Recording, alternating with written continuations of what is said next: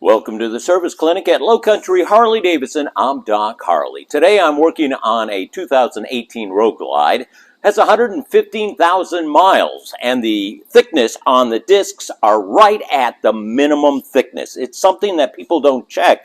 Brakes were working fine, but when these get down to the minimum thickness, then the brake pads have to work harder and the fluid has to work harder to get here and then to retract. So I'm replacing both discs at the same time replacing the tires. It's time to do that.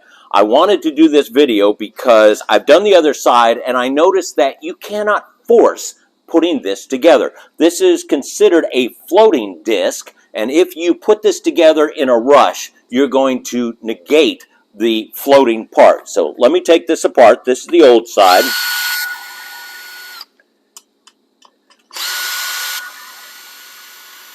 And let me show you the three components. You've got your screw, you've got your spacer, and then you've got your spring that helps float the disc. So I'm going to take the rest of them apart. When you are replacing a disc, you replace these also. They're good for a one-time torque. Reusing it will stress out the screw, and you don't want to do that because it can break under extreme conditions. So we're going to replace the disc and this, and you can see that there is an area for just the spacer to fit. But you have all of these to fit, and I found out doing the other side that you can put this in, this one, and this one may not go in, and if you forced it, you would be peening these over or making the floating part not work. So I've taken this off. Now I personally like to clean the surface area with a stainless steel brush, just because 115,000 miles, there's got to be some dirt, some corrosion underneath this. So I like to get it so the floating part can also work better.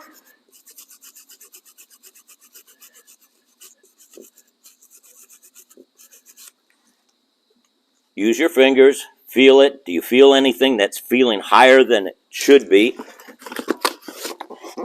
Here's the disc that I'm using for this model, 2018. And it has markings on it, minimum, and the part number, and the other side doesn't. You put that up. I don't think it really makes a difference, but that's the way the factory has done it. And you see, you've got to line up all four of them. I mean, 1, 2, 3, 4, 5, not 4. All right, now I'm going to assemble with new screws. Got new spacers. Let's see, just to help you out. There's the part number for the screws. Here's the part number for the spacers. And then we have part number for the springs. So now I'm going to assemble each one of these. And the tricky part is keeping the spring up while you're putting the whole assembly down, because the spring wants to fall down and it wants to fall into the grooves. And the springs are very thin.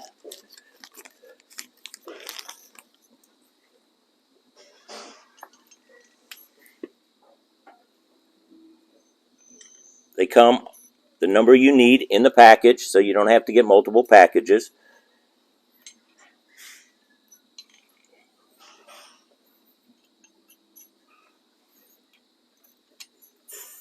Alright, so now this can start real easily, but you notice I'm keeping my fingers on the screw, and there's a chance that I can pinch. So you gotta be careful.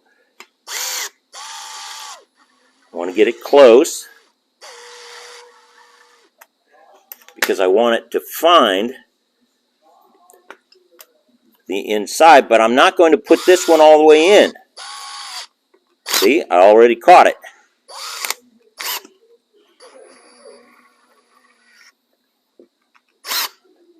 So I'm going to start the other ones. So it'll help me line it up. But you can see how easy it is that the spacers can get caught on the disc. And I'll tell you, when I assembled the other side, it got a little frustrating, but I also held the wheel upright so I could see all of them. Now see, this one's finding the space really nice, but I'm not going to put it all the way in. I don't know if your fathers or mothers taught you how to change a tire, but when you're putting the tire on, the lug nuts, you're always doing a cross back and forth, and that's what we're going to use when we're torquing these down. The torque spec is 16 to 24 foot-pounds. So I had some of them find it.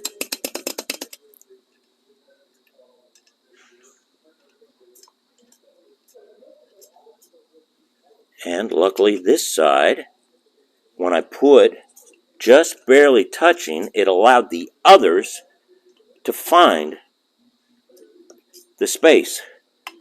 If you feel resistance, don't keep going. Keep it.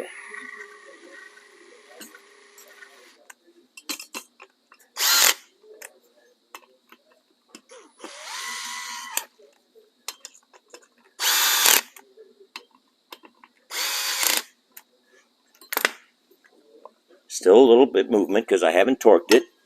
And I'm going to rotate the tire to make sure that I don't see one that is held up because of the washer getting into the groove. Take your time when you're doing this job.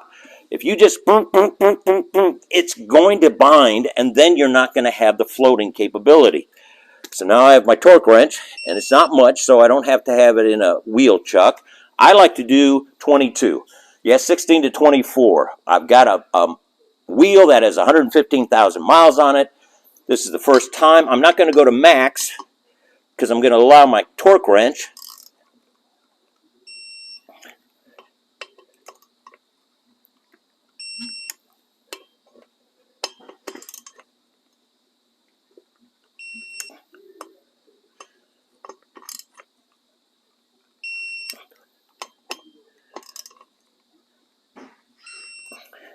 and Dad always said, yes, you've torqued it, but while you've torqued the other ones, maybe you should recheck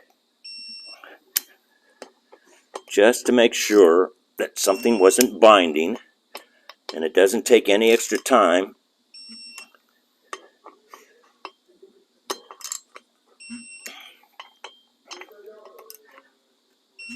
All right, now I'm ready. Now I can do both sides. I just had to share with you, when you're doing this with the washers and the spacers, take your time and do it slowly so they all find their way to where they're supposed to be. If you're putting it in one at a time and really torquing it down, you're going to bind it up, and then you're not floating, and then you're going to feel it when you apply your front discs. I'm Doc Harley. We'll see you next week.